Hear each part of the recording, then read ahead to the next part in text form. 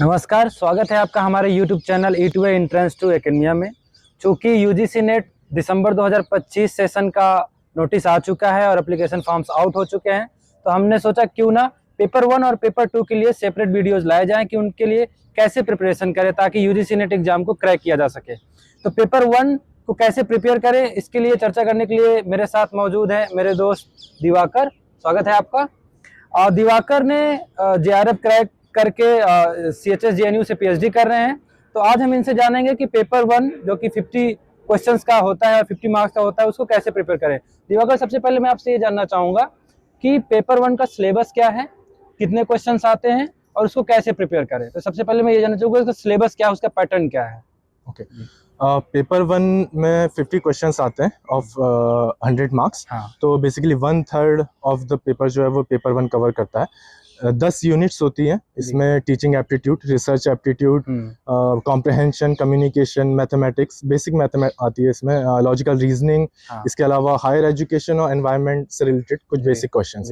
तो बेसिक चीजें हैं, 10 यूनिट है। अप्रॉक्स 5-5 क्वेश्चन हर यूनिट से पूछे जाते हैं। हाँ। कई बार ऊपर नीचे भी होता है, हाँ। But that's the basic model for paper 1। जी, तो अब मैं आपसे यही जानना चाहूंगा कि आखिर कितना रोल ये प्ले करता है सिलेक्शन में, क्योंकि जो 100 क्वेश्चंस आते हैं वो हिस्ट्री के आते हैं, 50 क्वेश्चंस पेपर 1 के आते हैं, मतलब 1/3 तो इसका रोल है।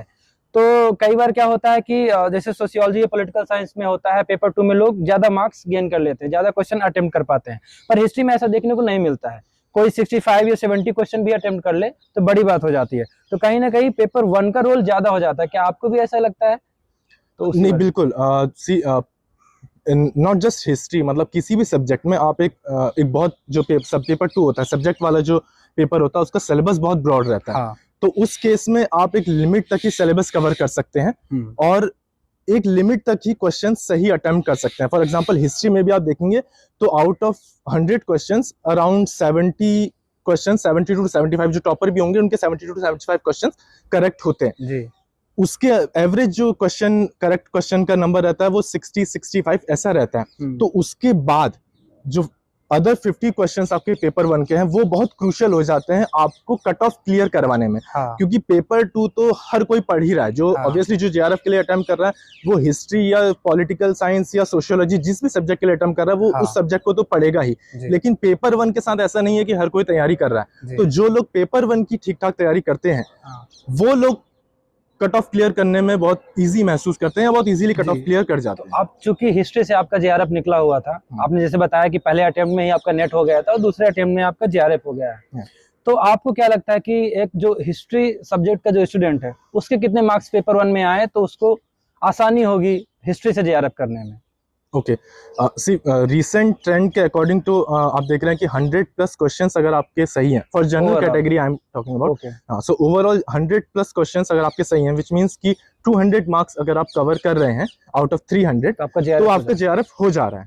ठीक है, तो इन दैट केस अगर आप ऑन एवरेज सब्जेक्ट वाले पेपर में 60 to 65 क्वेश्चंस सही कर रहे हैं तो पेपर 1 में अगर आप 35+ क्वेश्चंस सही करेक्ट अटेम्प्ट कर लेते हैं तो आपका वो स्कोर 100+ पहुंच जाता है। तो उस केस में आपका JRF हो जाता है। तो मतलब कि 32 to 35 एक ऐसा मार्क्स, ऐसे क्वेश्चन अगर हम अटेम्प्ट कर लेते हैं तो आसानी से JRF क्रैक किया जा सकता है, गिवन कि आप पेपर 2 में भी अच्छा स्कोर करें, एटलीस्ट 62-65। मुझे पर्सनली ये लगता है कि पेपर 1 में अच्छा स्कोर करना ज्यादा इजी है पेपर 2 के कंपेयर में, क्योंकि अगेन वो तो आप पढ़ रहे हैं और वो हर स्टूडेंट पढ़ रहा है और मोस्ट ऑफ द टाइम आप उसी में दे भी रहे हैं। पेपर 1 के साथ यह है कि आपको बहुत कम टाइम देखना है। कुछ यूनिट तो ऐसी हैं जैसे कम्युनिकेशन है, कॉम्प्रहेंशन है, मैथ अगर आपकी बेसिक 10th लेवल की अगर आपकी पकड़ है तो उसमें आपको जस्ट प्रैक्टिस करनी है।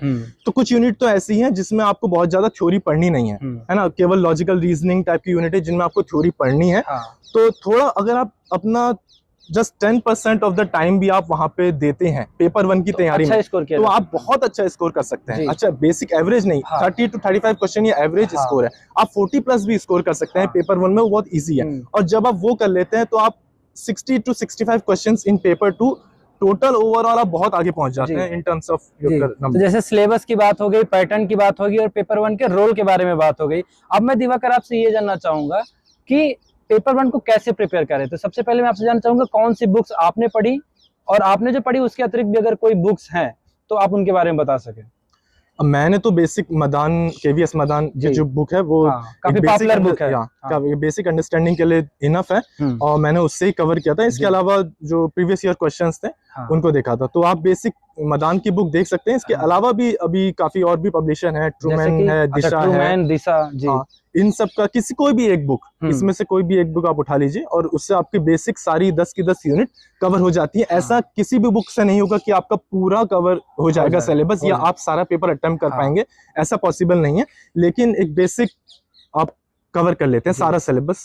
तो आपने जैसे एक बुक के बारे में बता दिया जो कि सारी 10 यूनिट कवर करती है। इसके अलावा प्रीवियस ईयर क्वेश्चन सुने हैं कि काफी इंपॉर्टेंट हो जाता है, क्योंकि न सिर्फ हर एक सब्जेक्ट में चूंकि पेपर 1 का आता ही आता है, तो यूजीसी नेट का जब आप देखेंगे तो हर एक साल कम से कम 25-30 पेपर 1 के क्वेश्चन पेपर आपको मिल जाते हैं।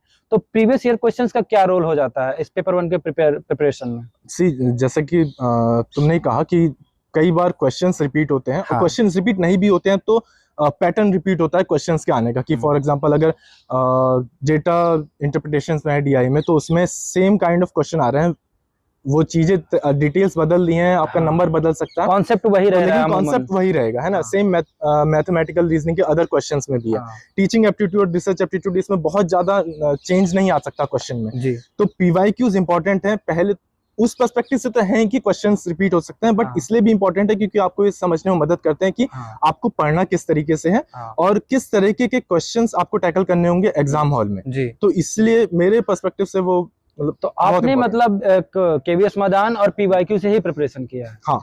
तो जैसा कि आपने देखा, दिवाकर ने बताया कि कैसे पीवाईक्यू और केवीएस मदान जैसी एक बुक को लेकर उन्होंने अच्छे से प्रिपरेशन किया, और ऐसे बहुत सारे लोग बताते हैं कि एक दो बुक अगर आप अच्छे से देख लेते हैं और पीवाईक्यू अगर आप अटेम्प्ट कर लेते हैं, और अगर आपका कोई यूनिट कमजोर है, चूंकि 10 यूनिट आते हैं पेपर 1 में, उसको आप अच्छे से किसी यूट्यूब चैनल से या किसी के द्वारा आप उस यूनिट पे अगर आप अच्छे से पकड़ बना लेते हैं तो अच्छे से किया जा सकता है। अगली वीडियो में मैं आपको लेकर आऊंगा पेपर 2 की प्रिपरेशन कैसे करें, कौन सी बुक्स पढ़ें, क्या स्ट्रेटजी अपनाएं। तो अगली वीडियो आप जरूर देखिएगा। तब तक बने रहिए हमारे साथ। धन्यवाद।